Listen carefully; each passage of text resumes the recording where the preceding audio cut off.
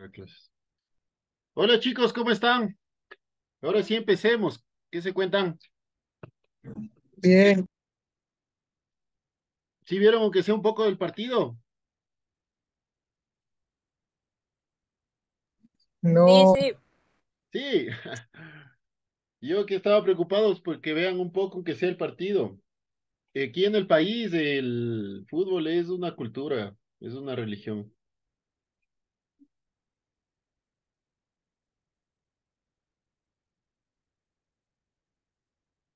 Bueno, eh,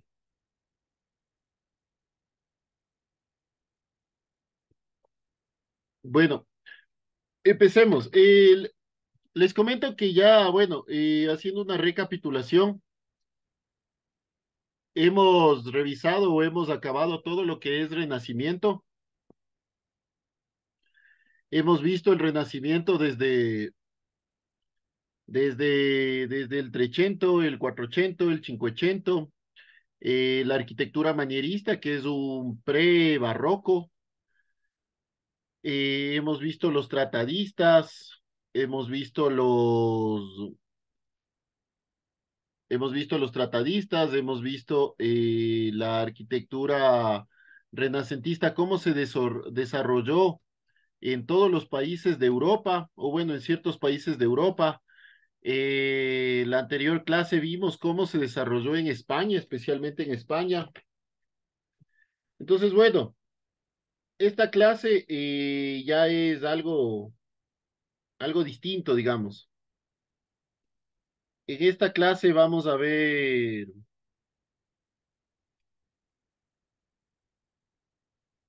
en esta clase ya vamos a ver el periodo barroco.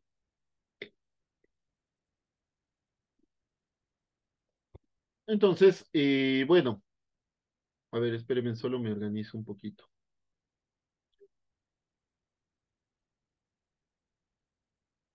¿Y cuánto están? Siguen 0-0, estaban a ceros.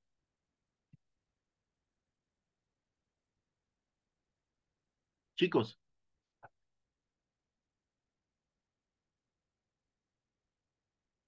sí, siguen 0-0.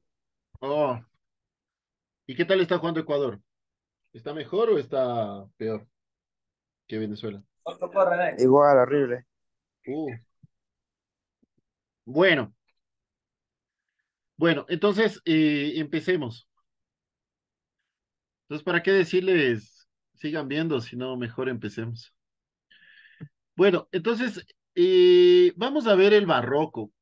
¿Por qué es importante el barroco? Porque es una continuación de la arquitectura renacentista. Es decir, tenemos, digamos, tenemos el periodo gótico, el periodo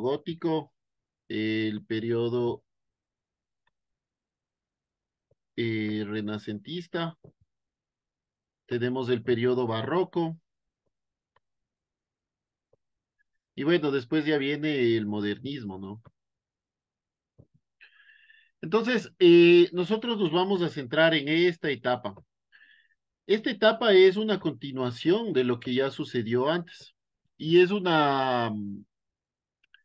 y es yo diría una contestación a lo que sucedía antes, ¿sí? Eh,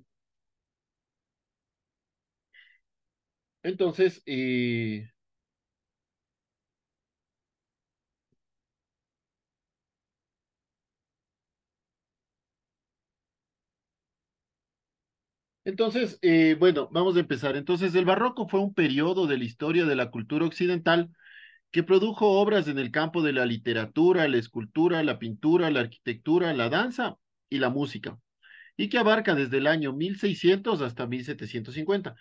A veces, en algunos libros, en algunos textos, este inicio y este fin se modifican, ¿no? Entonces no es algo exacto. No es que, como yo les decía en la anterior clase, no es que tres o cuatro personas se reunían y decían, bueno, a partir de ahora vamos a hacer arquitectura barroca, sino fue unos cambios, una transición de periodos, unas transiciones entre periodos, digamos. Entonces, se dice que abarca desde el año 1600 hasta el año 1750 aproximadamente. Se suele situar entre el Renacimiento y el Neoclásico. El Neoclásico es una etapa del modernismo, el Neoclásico. En una época en la cual influye la Iglesia Católica Europea, tuvo en la cual la influencia de la Iglesia Católica Europea tuvo que reaccionar contra muchos movimientos revolucionarios culturales que produjeron una nueva ciencia y una nueva religión disidente dentro del propio catolicismo dominante. A esto nosotros le llamamos la Reforma Protestante. No sé si recuerdan que hablábamos de la Reforma Protestante de Martín Lutero. Es esto. Entonces, en esta época se empieza a dar algunas cuestiones en cuanto a la religión y se genera una reforma protestante, un protestantismo hacia la religión católica a través de, bueno, Calvino, Martín Lutero y algunos otros pensadores. Entonces, la contestación, digamos, de la iglesia fue una modificación de la imagen y también modificación a través de la arquitectura. Entonces ahí es donde nace el periodo barroco. Y la reforma protestante o simplemente reforma se conoce al movimiento religioso cristiano.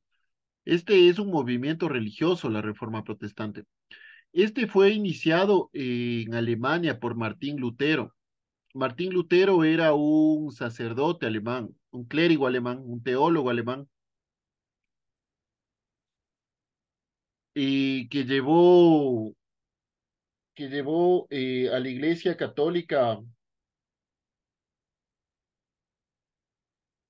o generó un protestantismo de la Iglesia Católica.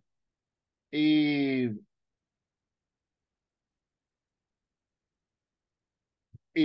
Martín Lutero fue un teólogo que ve ciertas fallas dentro del sistema católico. Eh,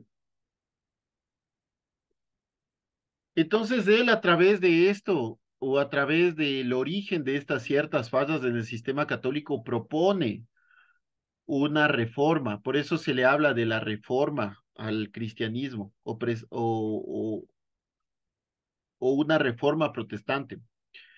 Entonces,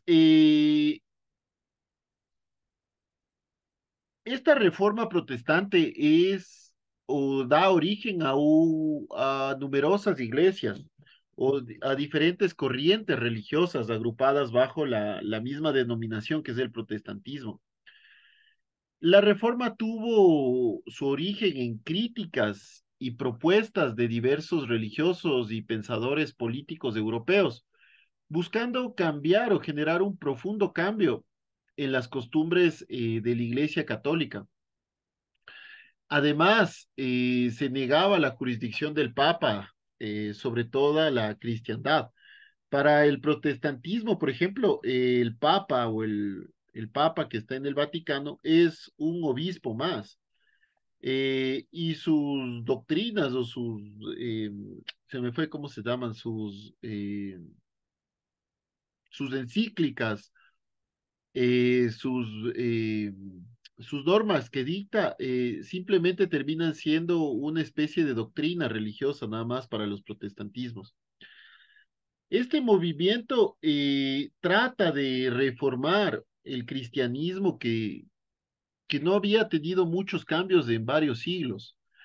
Entonces, con esta reforma o se trata de hacer esta reforma protestante, eh, o se presenta esta reforma protestante a algunos príncipes, a algunos reyes, y estos adquieren esta religión como principal dentro de sus reinados. Y este movimiento protestantista eh, modifica, modifica completamente el quehacer, digamos, de la religión en esta época. Entonces, hubo o, o los principales clérigos del cristianismo, del catolicismo, se reúnen y generan un concilio y ellos proponen cómo modificar a la iglesia, ¿no? Cómo sobrellevar esta reforma protestante. Entonces, la reforma protestante termina siendo uno de los hitos más importantes para la modificación de la cultura europea. Y a través de la reforma protestante se modifica también la cultura, cambia la cultura y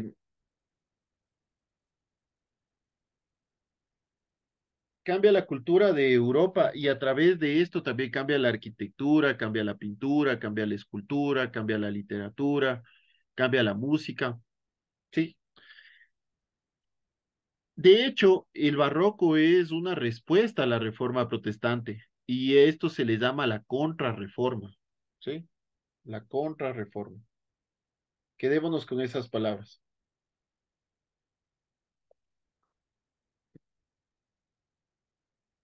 Bueno, entonces el periodo barroco. Como estilo artístico, el barroco surgió a principios del siglo XVII y de Italia se irradió hacia la mayor parte de Europa. Durante mucho tiempo, el siglo XVIII y el siglo XIX. El término barroco tuvo un sentido peyorativo, es decir, un sentido, no era algo, más bien un sentido marginal, un sentido que no era algo bondadoso, digamos.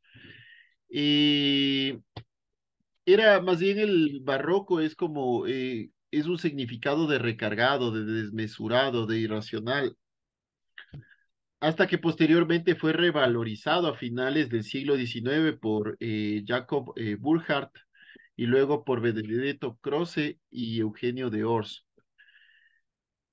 Eh, de hecho, el barroco, la palabra barroco viene del francés traducido al portugués, que es berrueco o una joya falsa, ¿sí? Entonces se trataba más bien de un elemento falso, se decía que era un falso renacimiento. Entonces, ¿cuáles fueron las características principales de este estilo? Eh, es un estilo artístico nacido en Italia a finales del siglo XVI. Se desarrolla en Europa, en Francia, en Flandes. Flandes es actualmente Bélgica, en Holanda y en América Latina a lo largo del siglo XVII y las primeras décadas del XVIII. Alcanza un máximo esplendor en España. Alcanza un máximo esplendor en España en el siglo de oro de las artes y letras. Surge como una reacción frente a la sobriedad decorativa de épocas anteriores. Hablamos sobre todo, hablamos sobre todo del Renacimiento y del estilo herreriano.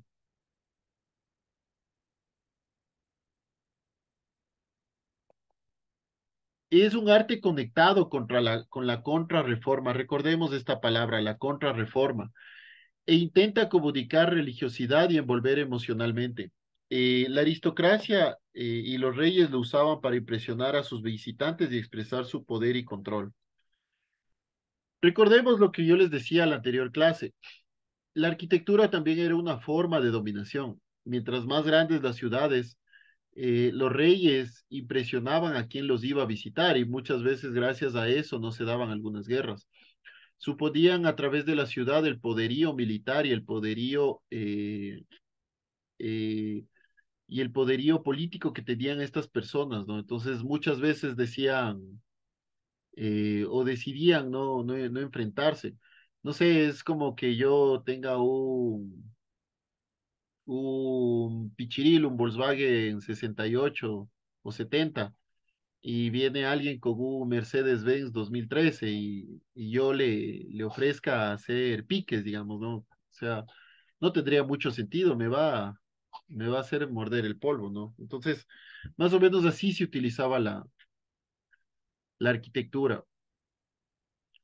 Y muchas teorías indican que el movimiento barroco surge a partir del manierismo, es decir, de este renacimiento tardío. Recordemos que el manierismo viene de la palabra maniera, eh, de la palabra maniera,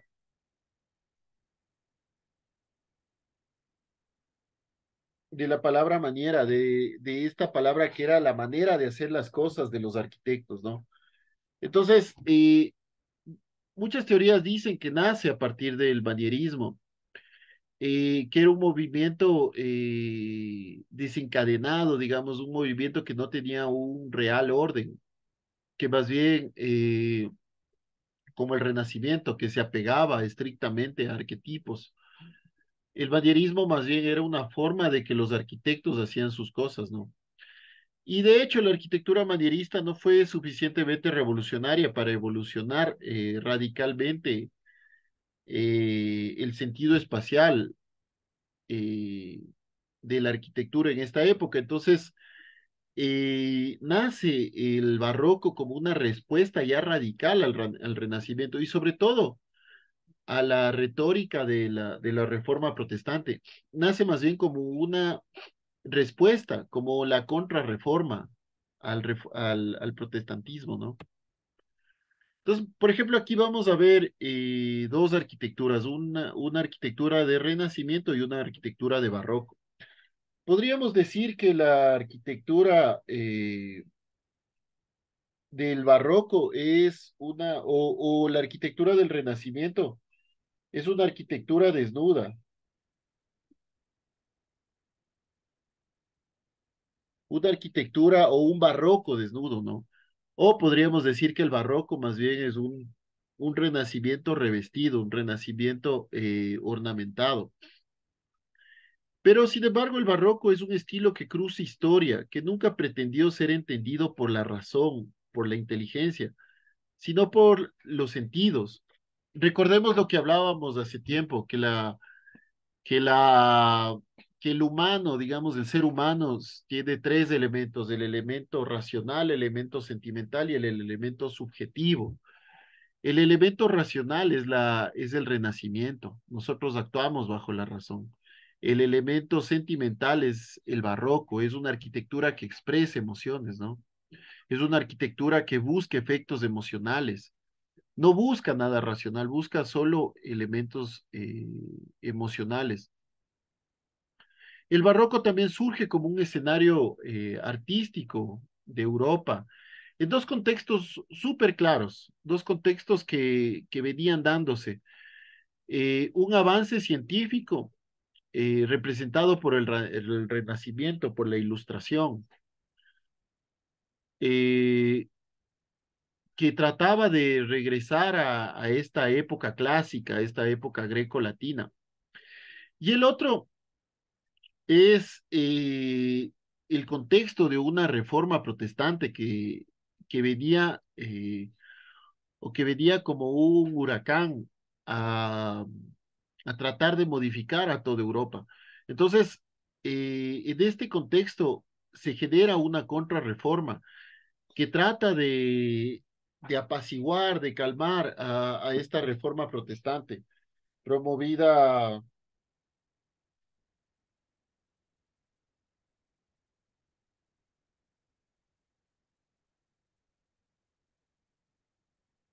promovida sobre todo por la Iglesia Católica, ¿no? Entonces, en estos dos elementos, o sea, la Iglesia siente, sobre todo en el segundo elemento, la Iglesia siente la necesidad de renovarse, la necesidad de hacer un lavado de cara, digamos, de dar una nueva imagen eh, para los fieles.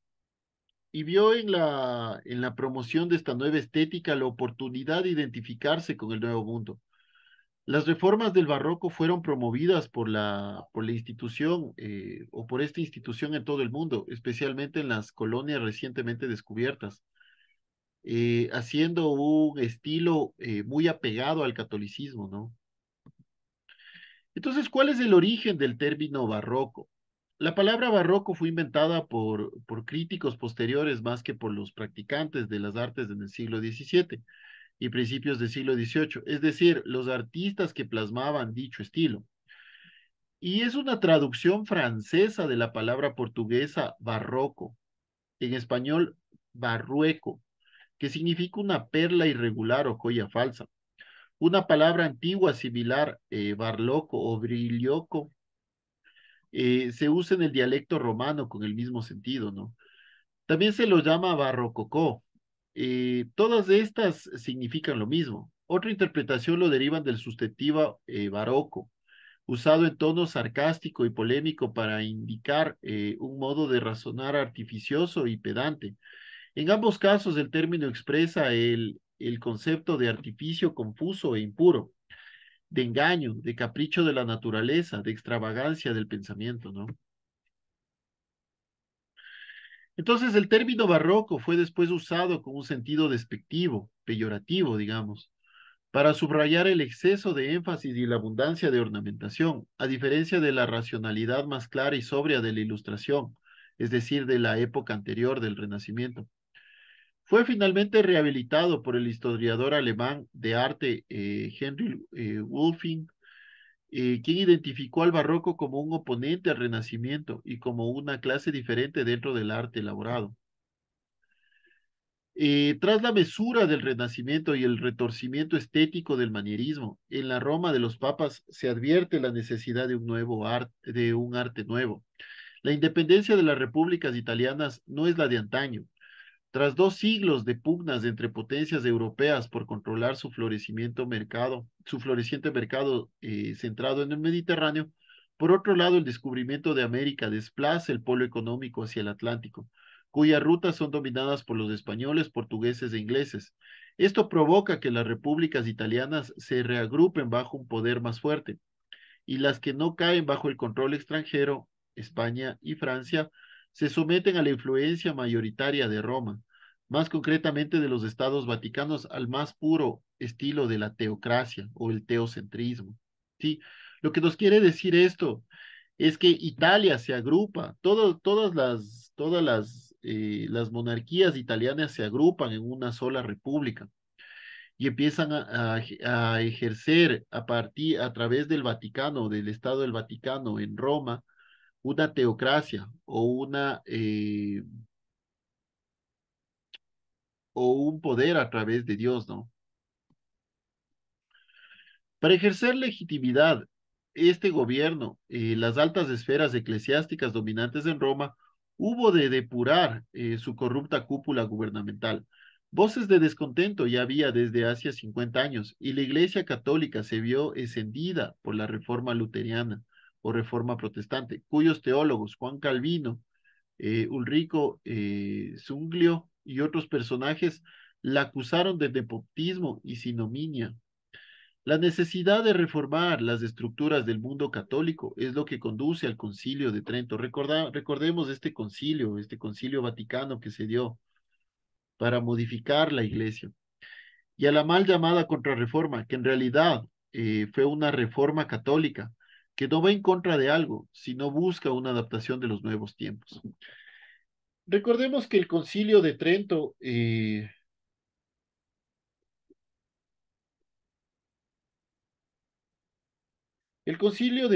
es una reunión de teólogos, de cleros, que empiezan a pensar cómo modificar a la iglesia, cómo hacer que la iglesia sea diferente.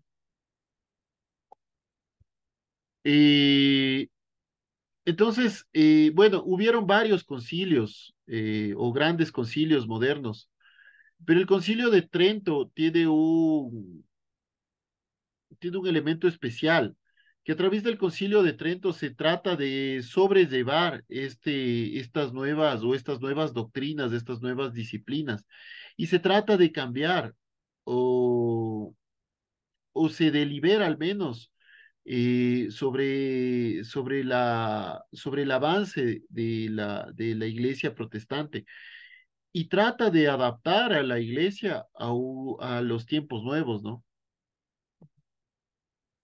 Bueno, en resumen, el barroco es un estilo artístico europeo desarrollado en el siglo XVII y la primera mitad del siglo XVIII. El barroco nació en Italia y se extendió por toda Europa. Desde España y Portugal también se extendió a las colonias americanas. Fue un estilo artístico bastante despreciado por los historiadores modernos por considerarse anticlásico, ¿no? O sea, iba en contra del Renacimiento. La palabra barroco quiere decir irregular, que conecta con lo no armonioso. El contexto histórico del barroco es una Europa dominada políticamente por las monarquías absolutistas,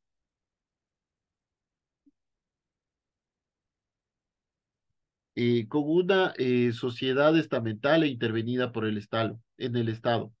En el plano religioso es un arte muy apegado al catolicismo en una Europa dividida entre católicos y protestantes. Entonces, este es el contexto de todo lo que es el barroco. Ahora vamos a ver lo que es la arquitectura barroca. La arquitectura barroca es un periodo de la historia de la arquitectura que vino precedida del Renacimiento y del manierismo. Se generó en Roma a principios del siglo XVII y se extendió hasta mediados del siglo XVIII por los estados absolutistas europeos, es decir, por América. Recordemos que el término barroco es un derivado del portugués barroco, que es una perla de forma irregular, una perla diferente, esas perlas que se desechan por no ser esféricas. Eh, pero la característica principal de la arquitectura barroca es la utilización de la composición basada en puntos, curvas, elipses, espirales, así como también figuras policéntricas, es decir, que tienen varios centros.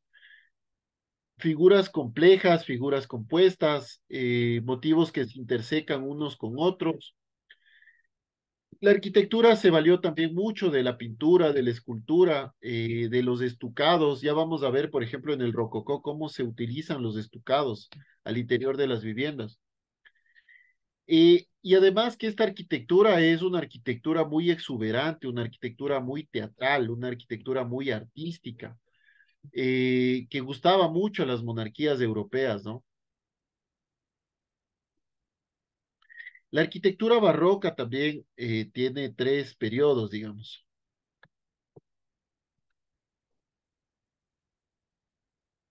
La primera es la arquitectura barroca, eh, la arquitectura barroca purista. Segunda es la arquitectura barroca clásica. La tercera es el rococó.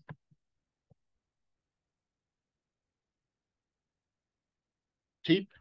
Ya vamos a ver cómo se diferencian cada una de estas, ¿no? Entonces, ¿cuáles fueron las características de la arquitectura barroca? Primero, los edificios espectaculares. Segundo, el triunfo de la línea curva para buscar sensación de movimiento.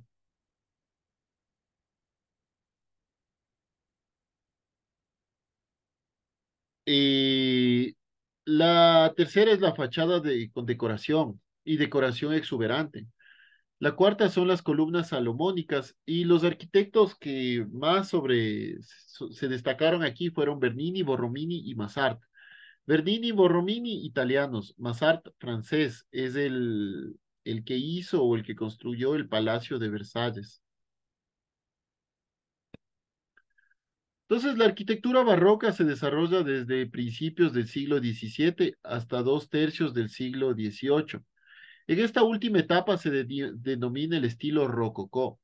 Se manifiesta en casi todos los países europeos y en lo que eran por aquel entonces territorios de España y Portugal en ultramar o en América, hoy países independientes.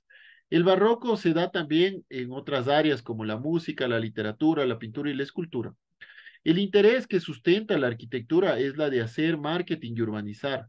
Juega un papel muy importante. Un ejemplo de ello, sin irnos lejos, es la Plaza Mayor de Madrid. sigue una armonía y su monumentalidad crea un ambiente propicio de una ciudad rica. Justamente la pretensión de los artistas barrocos. Los artistas barrocos trataban de mostrar la imagen de una ciudad rica, ¿no? De una sociedad potente. Hace falta aclarar que el paradigma de este estilo se halla en la megalomanía de Luis XIV. Este es el Rey Sol, famoso Rey Sol. ¿Por qué megalomanía? Porque Luis XIV mandó a construir un palacio gigante, Versalles, ¿no? Bueno, entonces hace falta aclarar que el paradigma de este estilo se halla también en la megalomanía de Luis XIV con las reconstrucciones de Versalles. Los materiales propicios de la construcción en la arquitectura barroca son los materiales pobres, sin ningún valor. Aún así, viendo la sensación de monumentalidad y majestuosidad sinuosa de la arquitectura barroca, se juega un poco con la falsedad, aunque esto no quiere decir que no se emplearon materiales ricos. De hecho, surgieron las manufacturas reales. Ya vamos a ver qué es esto de las manufacturas reales, donde se manufacturaron productos como el vidrio de Carrara, las alfombras pérsicas y cerámicas y otros. Las manufacturas reales eran manufacturas o industrias o fábricas de los monarcas, de los regímenes absolutistas, que producían su propio vidrio, sus propias alfombras, sus propias cerámicas, sus propios muebles, justo para sus palacios. Y hasta cierto punto, algún momento hasta se llegó a comercializar, ¿no? En estas manufacturas reales se fabricaban objetos de lujo para consumo de los monarcas.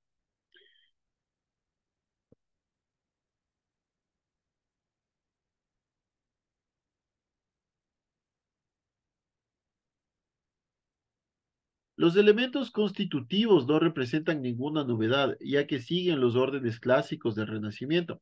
La diferencia en el barroco se contrapone con los elementos arquitectónicos utilizados, con cierta libertad e individualidad. Es decir, no se pierde la armonía, sino la perspectiva renacentista, que abarca el espacio del espectador. El grandiosismo es una cualidad típica barroca que está claramente reflejada, por ejemplo, en la Plaza de San Pedro. De hecho, al situarse justamente en la entrada de la plaza, se puede observar la altitud del obelisco. Lo vamos a ver aquí, la Plaza de San Pedro. Se puede ver la altitud del obelisco. O sea, si nos situamos aquí al interior y vemos hacia acá, se puede notar la altitud del obelisco.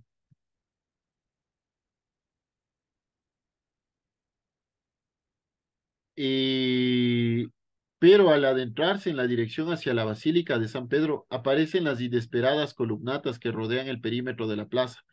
Los arcos se utilizan de forma variada y las cúpulas son el elemento por excelencia del arte barroco, ¿sí? Entonces, ¿cuáles son las características de la arquitectura barroca? Primero es el dinamismo. Segundo, el empleo de las formas clásicas transformadas.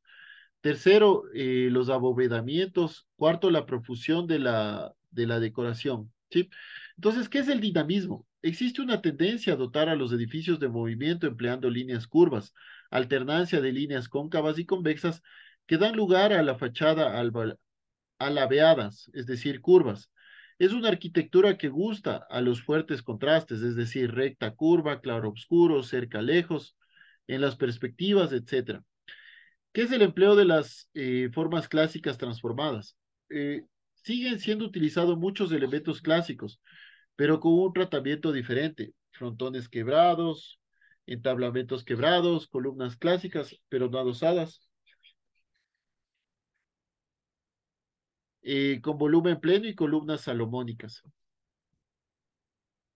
Los abovedamientos cupuliformes, perdón. Se emplean bóvedas y cúpulas como cubiertas, pero es frecuente que las cúpulas sean ovaladas, ¿sí? Por ejemplo, en la imagen que estamos viendo, eh, es muy frecuente si esto fuera renacentista, esto fuera un cuarto de circunferencia, digamos, o de esfera. En cambio, aquí es un estilo de esfera ovalada, ¿no? Es una como elipse. Otro de los elementos es la profusión de elementos decorativos. Se emplean mucho los relieves que refuerzan el contraste ya citado de claro oscuro. Dentro de esta decoración, en relieve destacan los elementos botánicos, las placas rectangulares, etcétera. Esto de los elementos decorativos son muy utilizados en esta época. De hecho, el barroco se destaca por eso, ¿no? De tener muchos elementos decorativos. La idea de los elementos decorativos es lo que les decía, generar una sensación, una emoción dentro del barroco. ¿Qué es esto de los abovedamientos cupuliformes? Son bóvedas, pero de forma ovalada, ¿no? Ah, como les decía. Entonces hay una variedad de escuelas barrocas. El barroco católico, el barroco absolutista, el barroco burgués.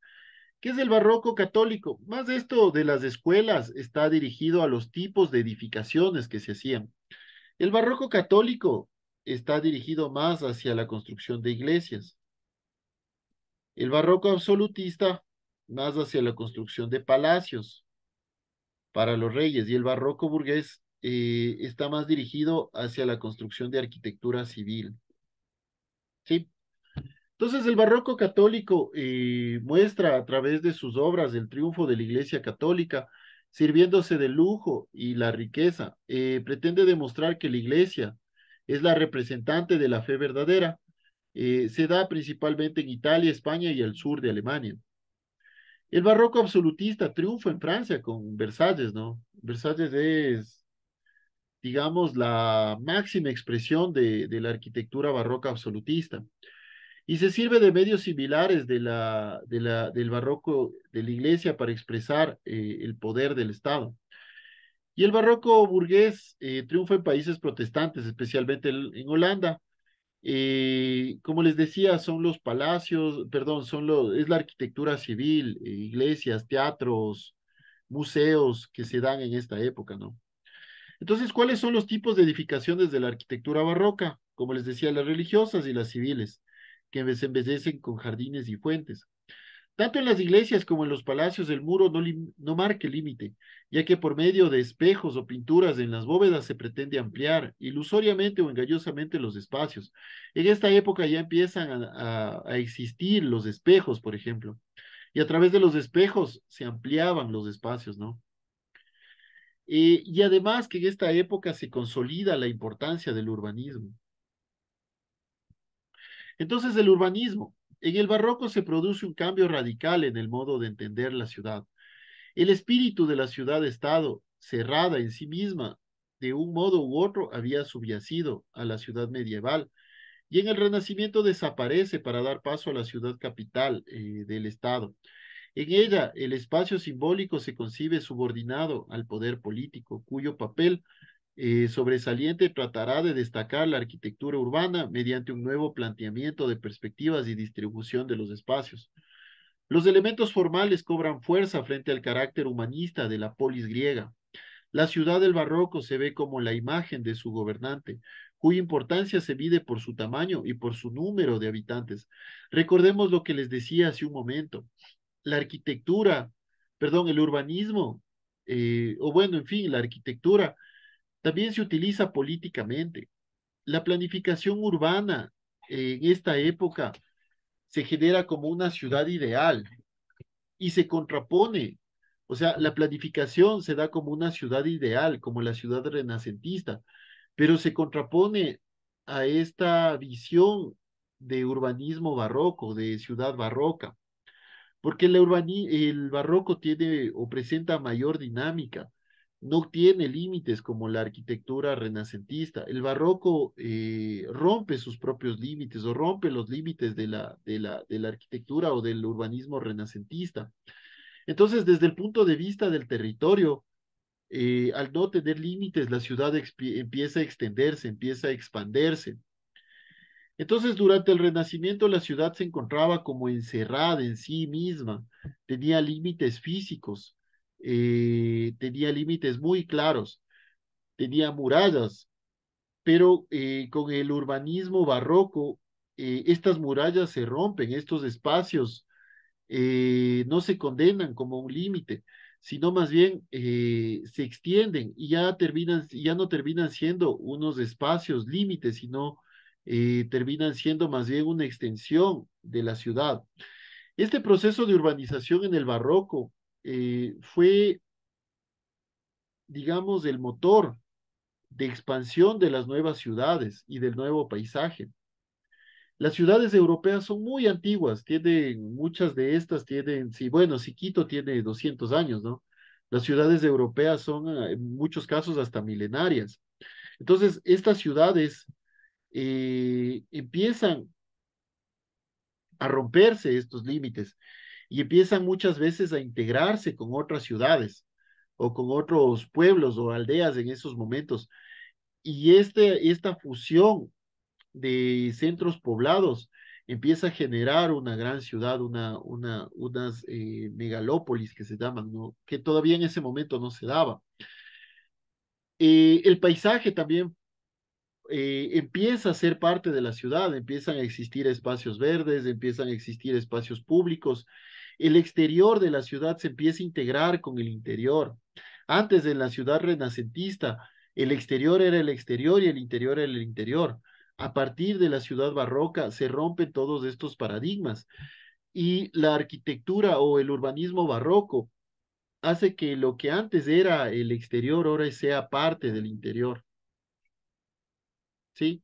Estas ciudades se abren, generan mayor vínculo entre lo construido y lo natural, generan puntos de encuentro, generan paisajes, jardines, o sea, digamos, es una forma de ciudad naciente.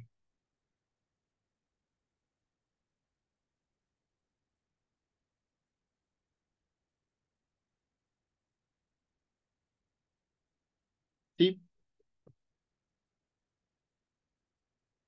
Bueno, dentro del paisajismo se cambian, se genera la arquitectura paisajista, se da la arquitectura paisajista. Nace esto de la arquitectura paisajista que antes no era pensado, no era visto.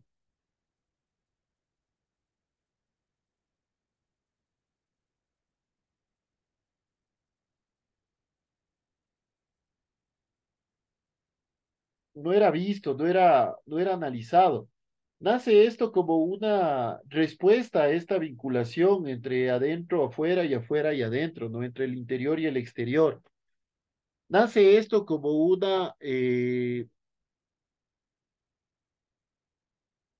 como un elemento de modificación, ¿no es cierto?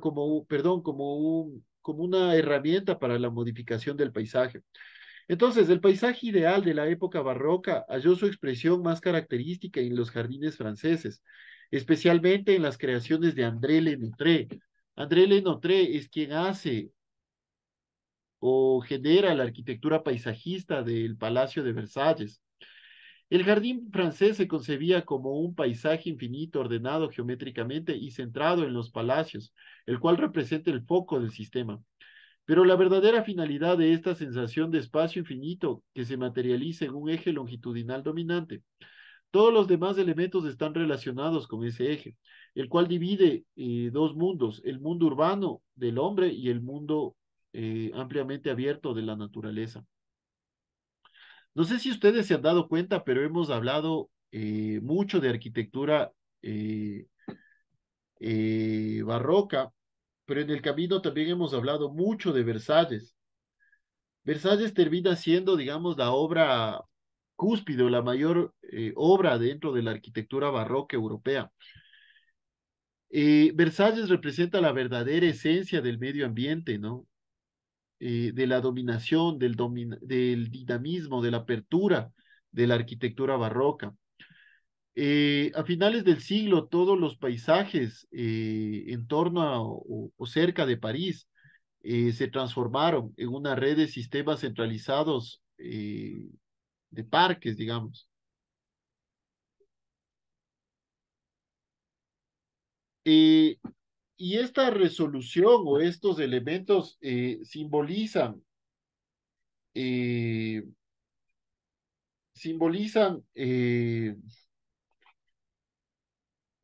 tener nuevos elementos para la monarquía.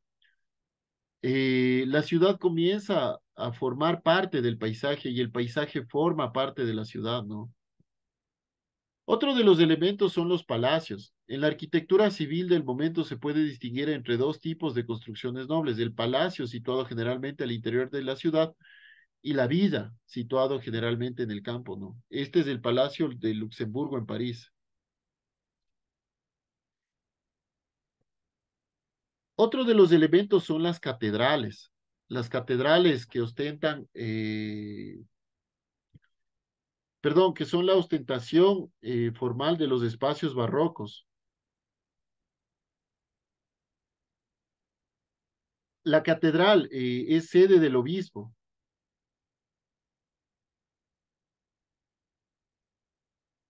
La catedral es sede del obispo. Ahí es donde vivía el obispo, digamos.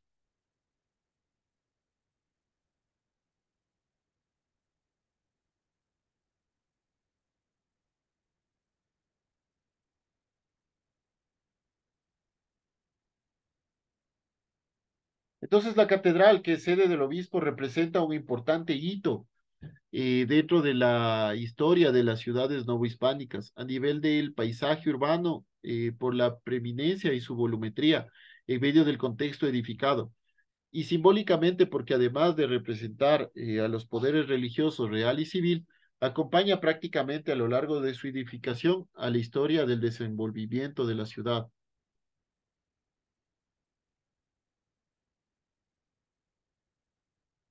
Otro de los elementos es la iglesia, ¿no? Entre las iglesias, el punto de partida de la arquitectura barroca puede ser considerado la iglesia del Gesù de Roma, que la vimos, que es de Jacopo Vignola, que la dibujamos también. El edificio que representa una síntesis entre la arquitectura renacentista, el manierismo y el barroco es este, ¿no? Es la fachada del Gesù, considerada como la primera iglesia barroca. Eh, y, y satisfacía plenamente las nuevas exigencias surgidas tras la contrarreforma. La disposición longitudinal de la planta permitía acoger al mayor número de fieles, mientras que la planta cruz latina, con numerosas capillas laterales, suponía un retorno a la tradición del Concilio de Trento. Bueno, también les traje un poco de literatura, ¿no? En esta época se habla de la época dorada de la literatura, con muchos autores, digamos, como por ejemplo Shakespeare, el Inca Garcilaso de la Vega acá, Lope de Vega, Tirso de Molina, El Quijote de la Mancha de Cervantes, creo que es el segundo libro más vendido después de la Biblia, con Góndora, Calderón de la Barca, bueno, en fin, algunos autores literarios se dieron en esta época, ¿no? Bueno, chicos, entonces hasta aquí llegaríamos la clase. Hasta aquí llegaríamos la clase. Les voy a tomar lista, por favor. Solo espérenme un segundito para pasar la lista.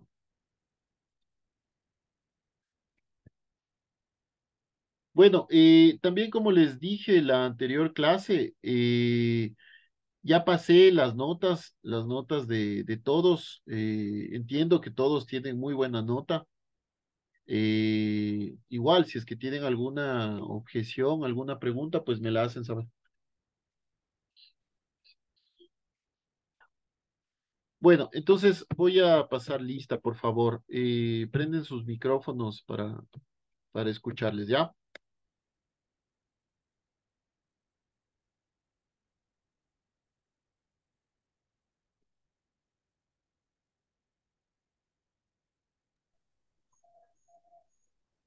Bueno, entonces empecemos. Miller, ¿está acá?